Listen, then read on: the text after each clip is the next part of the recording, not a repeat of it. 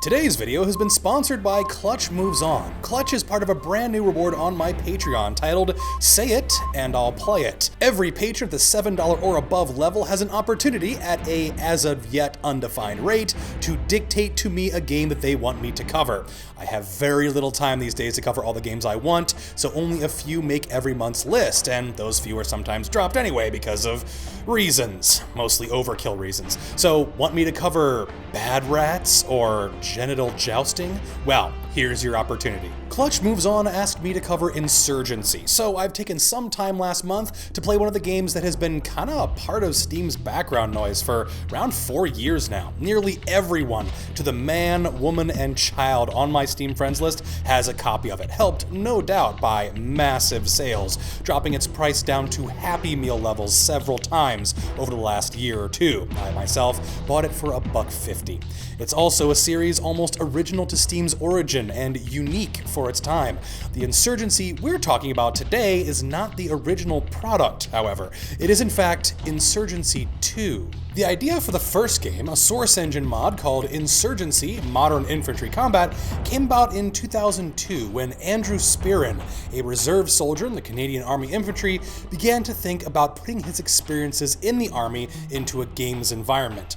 In 2002, realism was mostly a term to use to describe graphics. Yes, the Medal of Honor series had a certain, now dated, verisimilitude, and other titles, particularly historically accurate war-themed games, were realistic when it came to story, visuals, and sound effects, but not in control mechanics. In fact, Andrew was working as a tester on one of them, a mod for the Half-Life engine based on the Vietnam War called Tour of Duty.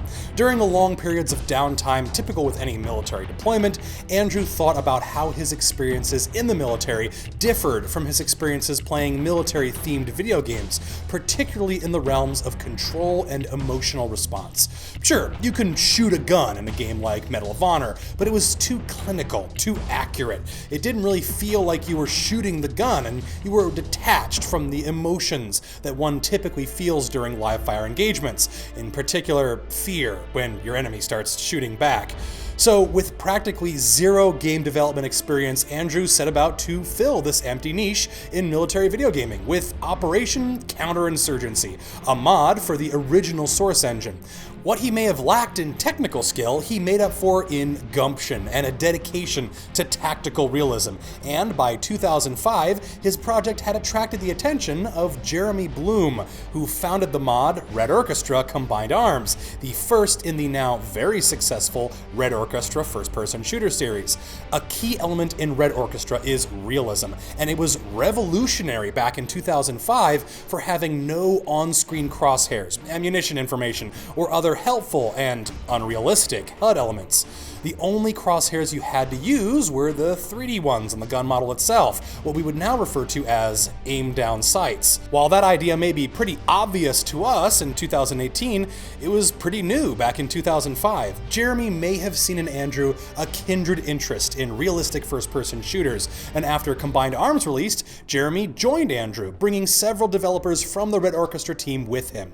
The name of the game was shortly changed to Insurgency Modern Infantry Combat, and was released in 2007 to thunderous applause from the modding community, getting the 2007 Mod of the Year award from ModBB. Based on this success, Andrew and Jeremy decided to go bigger and launched New World Interactive, a fully fledged game studio. Insurgency 2 started public life as a Kickstarter, requesting $180,000, which they sadly only got 1/3 of.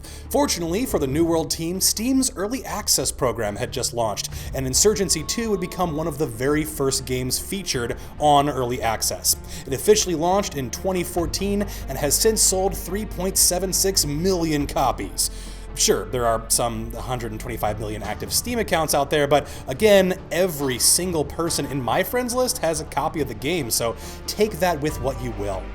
And why do all my friends have a copy of this game? What, aside from having gotten in on the ground floor of tactical, accessible military simulation gaming, has made Insurgency so endearing?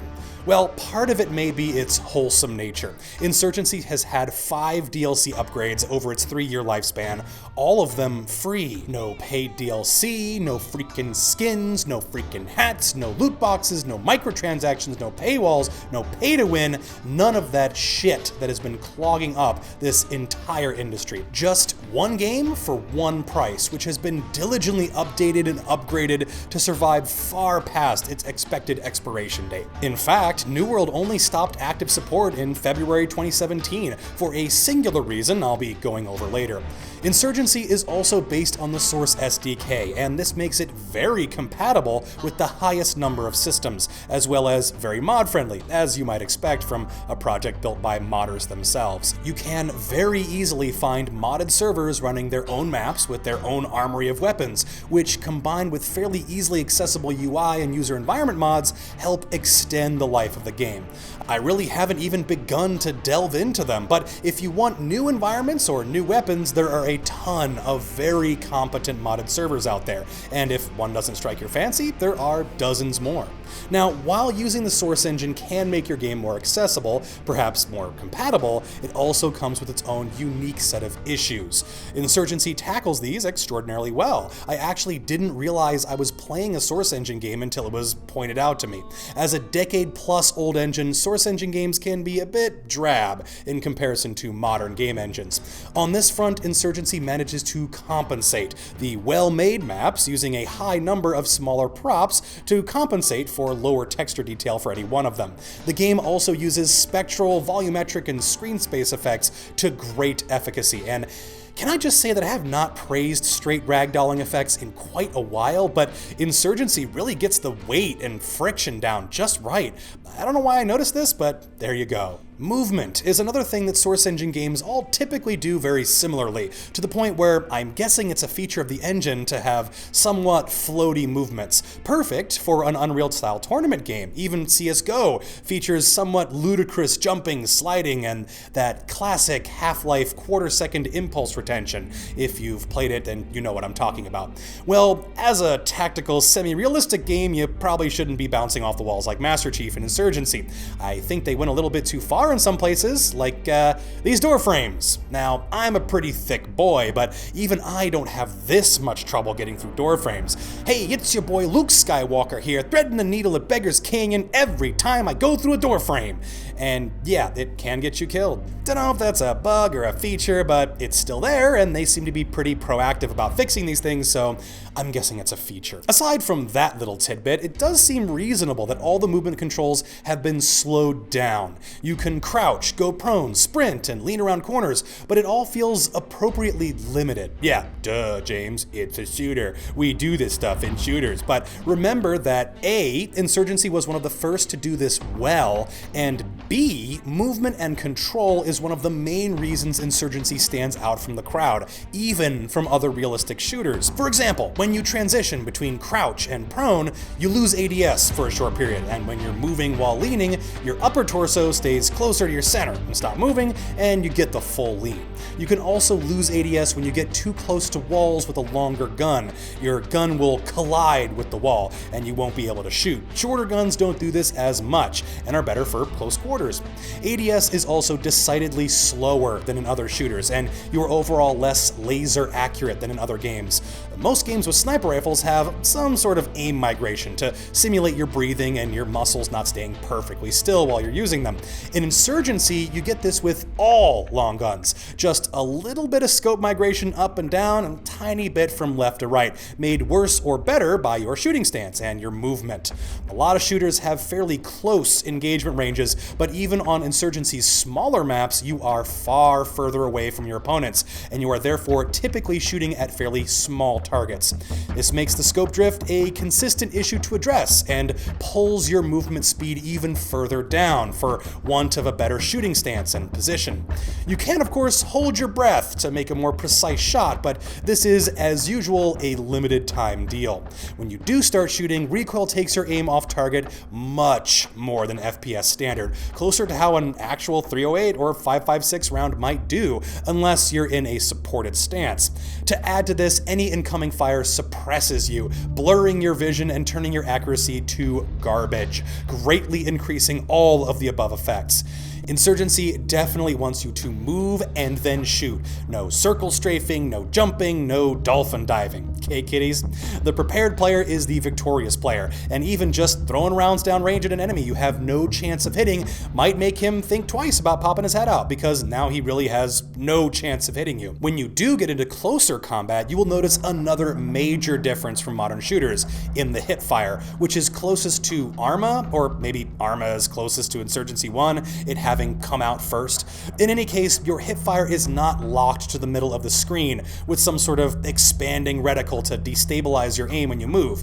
No crosshairs, remember? Instead, your hipfire is loosely bounded to the center, but it migrates based on your view movements. You can't as easily center your aim and just blast. It's a little more wild, instinctual, kind of like shooting from the hip actually is. And since your gun is not stabilized in line with your body, recoil is most definitely a thing. Fully automatic is going to be your friend only in close quarters or for suppressing fire. In all other situations, get as close as to something you can stabilize your gun on, and that might block incoming bullets, switch to single shot, and aim down your sights for center mass.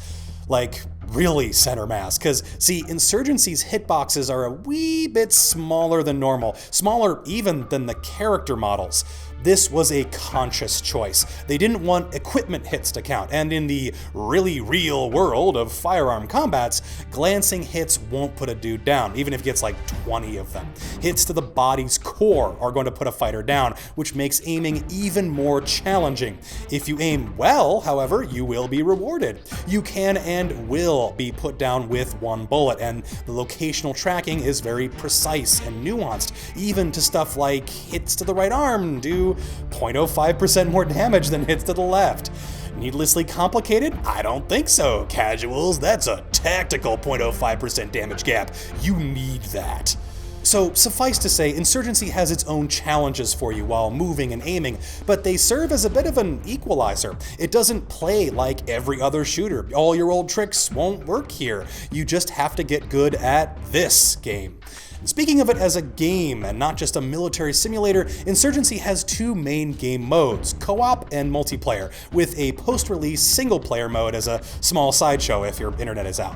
Both the co-op and the multi work really well. In both, you start by picking from a list of available classes, of the most common being rifleman, support, breacher, sniper, sniper's butler, designated marksman, and that kind of stuff. Both the two teams, tourist and not tourist, have different class names, and a unique class or two like the Rocketeer, but they're mostly the same and have mostly the same abilities and loadouts. This way, you have a class system, but not everybody can play sniper. Only like 2 guys can play sniper, and because of the shooting mechanics, classes like sniper are actually fairly limited. You need to have a good shooting position, from cover or concealment, or hopefully both, and most of your guns are bolt action, or at the very least, slow with low capacities. Yeah, you're gonna get one-shot kills, but the other guy can probably do the same, and he has more bullets and some handy-dandy smoke grenades.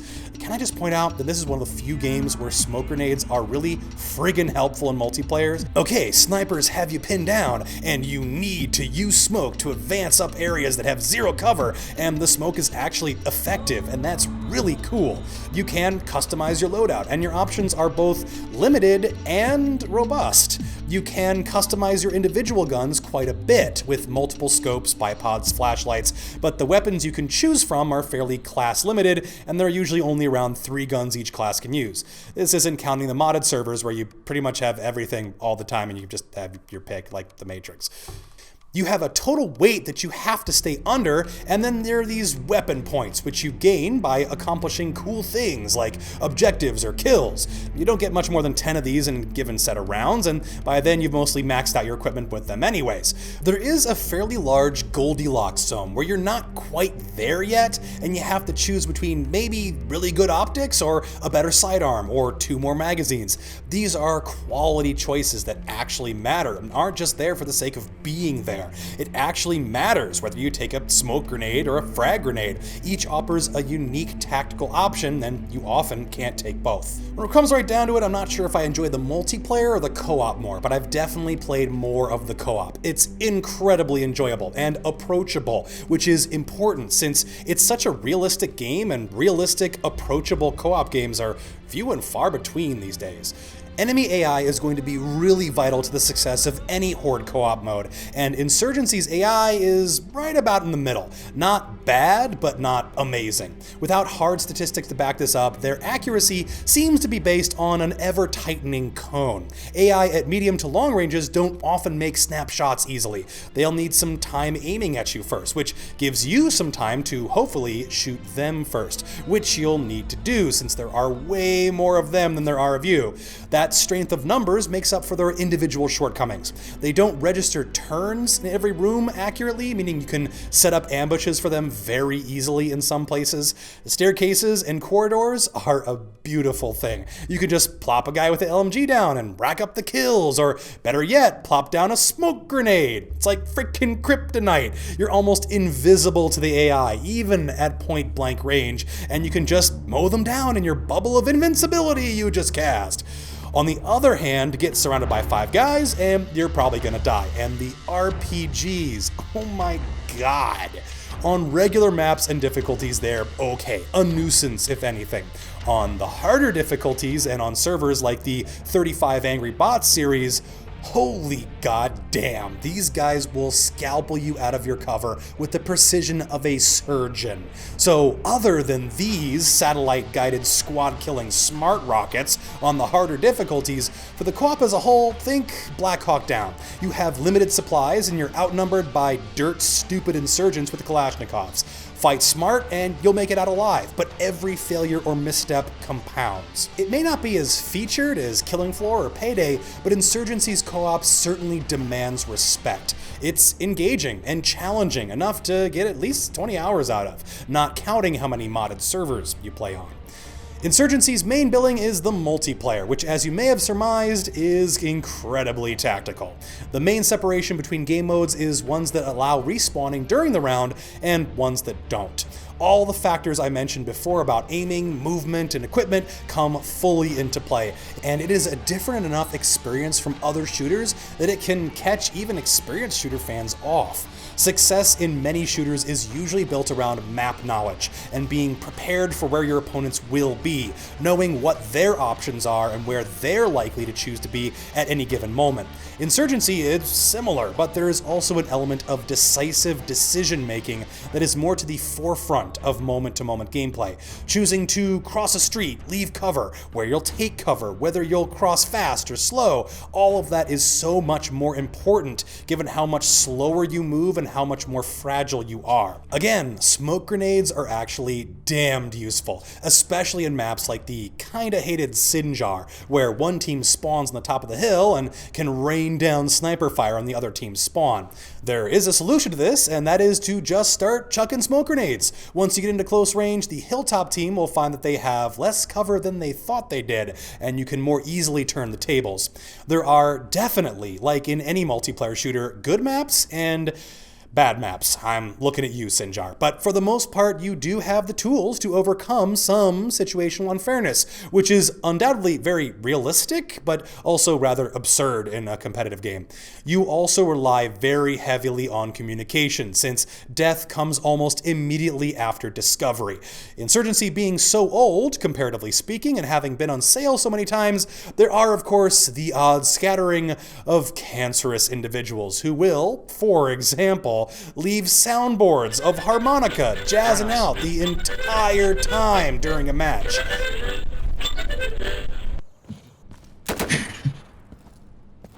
Korean noises. Korean noises.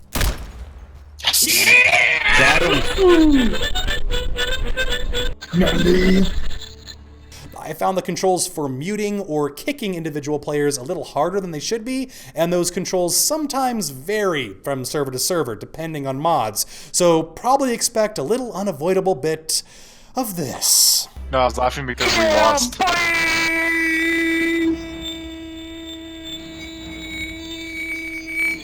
Oh my god. Hey, you want a kiss? Yeah. You little faggot. So, like with any modern multiplayer game, Insurgency is better to play with friends. The infrastructure for getting a game started with your buddies is pretty simple, and works 9 times out of 10, although you can't guarantee being on the same team since the servers average 12 to 18 players or so, and they're not always populated, or the ones that are usually full, so finding one with like 6 empty slots is more difficult, and I'm sure you've played a multiplayer game before. These are fairly common issues, and Insurgency does not solve them in any unique ways, nor does it suffer from them unduly. Once you have a squad who are communicating to the fullest on Discord or something, then you've got a match. Oh boy, I was in tactical heaven. I'll cover you, yeah, you move, smoke out, tango down. So, in conclusion, Insurgency has a whole hell of a lot going for it. It's cheap. Your friends probably already have it, and if they don't, it's cheap. The modding community has given it a ton of extra mileage, and will probably continue to do so, and the core cycle is genuinely quite excellent. The one thing it might be missing is more persistence mechanics, more unlocking, more global leaderboard dick measuring stats, but you know what? Try to see Insurgency as a vacation from all of that. You got some friends, you got some guns and smoke grenades, just have some fun with a simpler game from a simpler time that lives within its means. And now is the perfect time to get into Insurgency for another reason as well. The sequel is coming out this year. Insurgency Sandstorm is stated to come out in 2018, probably late 2018, and it's bringing a bunch of new features. New reload mechanics for the tactically inclined, and those busted up Humvees you see in almost every match will be drivable now. And I think I heard something about call-downs for team leaders, but don't quote me on that. Regardless, I am pretty darn excited for Sandstorm, so if you want to see what all the fuss is about, definitely check out Insurgency. It's cheap. And if you want to see your choice of games reviewed on this channel, do like what Clutch Moves On did and check out my Patreon. I have enough people on this tier to do one video a month for a little while, so definitely check it out. Supplies are limited, etc. And if you want to see more reviews and other gaming content, and you haven't already, make sure you subscribe to the channel. Hell, if you've already subscribed, check anyway. I know that YouTube likes to unsub people for no reason. And while you're there, hit the bell icon. I didn't ever want to have to say that, but looks like it's necessary. I thought that's what the point of the subscription button was, but I guess we can't have nice things on this platform. This is a whole nother video, man. Let's not get bogged down. Have a great day. I'll see you next time. Twitch is not hosting a game. They're hosting an actual NBA Gatorade League where you can, like, you're actually watching people play basketball on Twitch. Yes. I didn't even notice that I got 28 fucking kills. Joel is hacker confirmed. You see, bro, I use a special version of aimbot that I wrote in C#. Vec.